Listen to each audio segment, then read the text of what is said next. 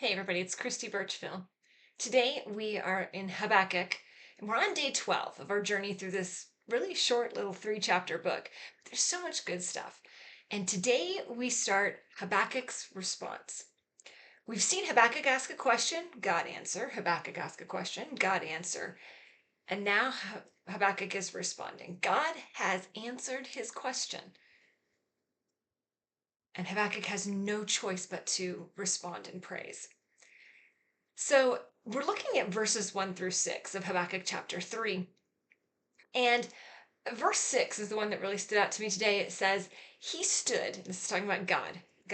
God stood and shook the earth. He looked and made the nations tremble. The ancient mountains crumbled and the age-old hills collapsed. But he marches on forever. Habakkuk is singing the praises of God. Here's the thing. We can't encounter God and not be changed. And Habakkuk learned that. He had asked the question and he had persisted in asking the question, and it was a good question. It was a question he needed answered to truly understand God better. And he got his answer. And he's not the same. He's not the same. He has been changed as a result of an encounter with God. And that's the first thing we need to understand. When we encounter God and see him for who he truly is, we will not be the same. Yes, we are absolutely able to ask God questions, but we need to be prepared for the life-changing experience of God answering those questions for us. We won't be able to stay the same. God will change us as a result of our asking questions and him answering. And Habakkuk is experiencing that. Habakkuk saw the truly unchangeable nature of who God is. And he's blown, his mind is absolutely blown by this. All the things that he thought were unchangeable, complete and total dust compared to God.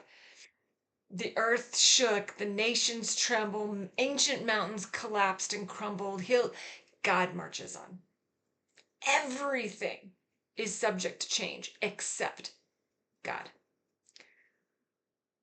Habakkuk's been trying to understand why God has allowed the evil things that he has. And God said, look, I am going to judge all of this.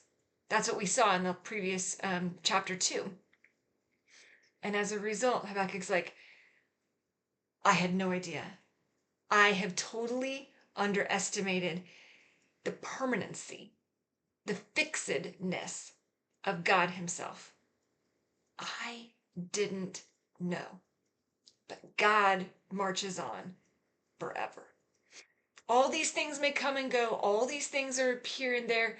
God is forever. As we're going through our life and as we're experiencing the questions and the frustrations and we're coming to God and saying, help me, I don't understand. And I'm trying to figure this out, God. Why are you doing this? What's up with it? As we're going through that, we need to understand that God marches on forever. We will come and go.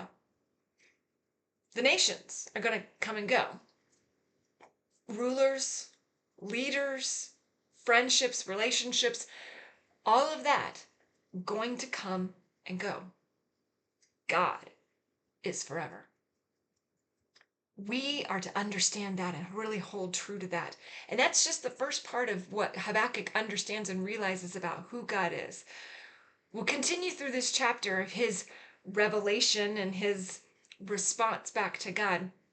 Make sure you subscribe so you don't miss any of the upcoming episodes. And if you want to go back and look at the question and answer dialogue back and forth between Habakkuk and God, make sure you check out the link in the playlist below so you can see all those previous sessions. We'll see you tomorrow. Thanks.